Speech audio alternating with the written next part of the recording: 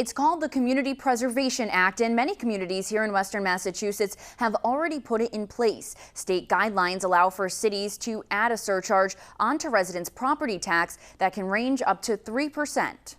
5 different communities will vote on whether to pay more in property taxes. Holyoke, Springfield, South Hadley, Palmer, and Pittsfield voters will decide if they want to add what's called a Community Preservation Act. It's a surcharge onto your property tax that can only be used for parks and recreation, community housing, and historic preservation. While several communities are voting on this issue this election cycle, 161 communities have already put a community preservation fund in place. There aren't adequate funds to do as much investments in these type of projects as we would like. And so the CPA would allow the community to work with the government officials to invest in those projects that are priorities for us.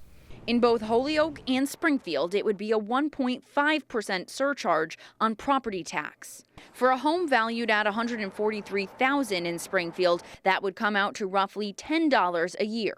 The city's mayor is strongly against residents having to pay additional money on their property taxes for this fund.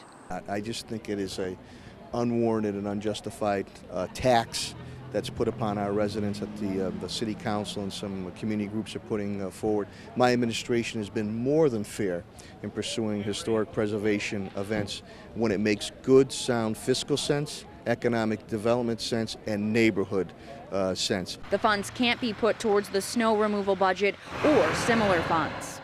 There are exemptions on this surcharge, including low-income residents and low to moderate-income seniors that would be exempt in Holyoke. Ashley Afonso, 22 News.